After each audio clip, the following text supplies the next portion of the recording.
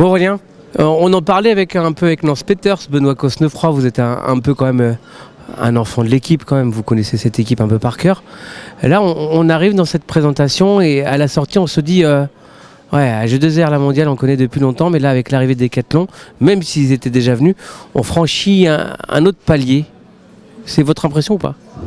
Ouais, c'est exactement ça, c'est exactement ce que Decathlon veut insuffler au sein de l'équipe avec AG2R la mondiale, c'est qu'on passe un nouveau cap, qu'on puisse vraiment se concentrer sur la performance avec du très bon matériel.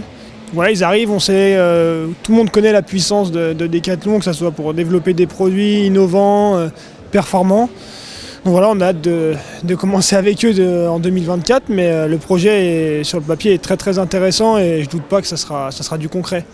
Un mastodonte, premier fabricant au monde de sport, à ses côtés, quand on est coureur, ça met un peu de pression ou pas du coup? Ouais, ça met un peu de pression, oui et non. On sait que du coup on sera très bien entouré, qu'on va normalement manquer de rien, que ce soit à tous les niveaux, donc ça met un peu de pression, c'est de la bonne pression positive. On a vu qu'ils s'étaient énormément investis, Van Driesel, pour les vélos, pour développer des belles choses, donc forcément voilà, on a envie de leur rendre l'appareil. Avant de parler 2024, on fait le bilan 2023 pour Aurélien. Ça serait quoi la note sur 10? La note sur 10 la note sur 10 jusqu'à fin mai, c'est 11 sur 10 et après c'est un peu moins bon. Non, c'est quand même une belle saison dans l'ensemble, hein. Voilà, j'ai fait un beau début de saison, un beau Giro. Peut-être que voilà, mon choix de me diriger sur le Tour après le Giro, c'était peut-être pas le choix le plus judicieux. J'étais pas à mon niveau et ça m'a entaché toute la fin de saison, donc c'est un petit peu dommage. Mais oui, après, d'un point de vue purement comptable, ça reste ma meilleure saison depuis que chez les pros, donc je suis quand même satisfait, quoi. Qu'est-ce qui est prévu du coup pour 2024? Bon, il n'y a pas encore grand chose de défini pour 2024. Est-ce qu'on va vous voir sur le Tour? Je pense pas qu'on va me voir sur le Tour pour 2024, je suis pas encore sûr exactement, mais normalement non. Je vais déjà me concentrer sur le début de saison, c'est souvent une période qui me réussit beaucoup.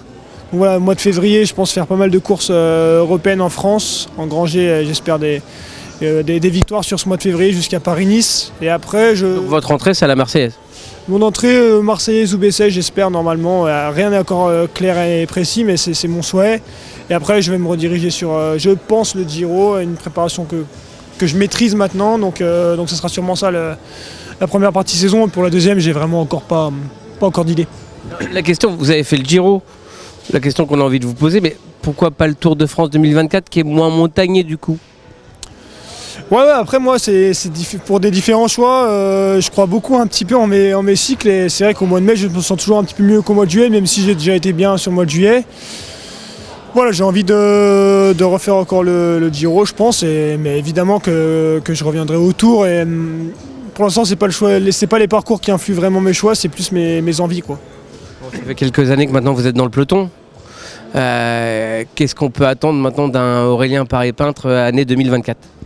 C'est vrai que moi je cours toujours après les objectifs de me rapprocher d'un top 10 sur un grand tour. Voilà, je progresse, les autres progressent aussi. Je suis souvent là aux alentours d'un 15e place, j'aimerais encore un petit peu progresser là-dessus.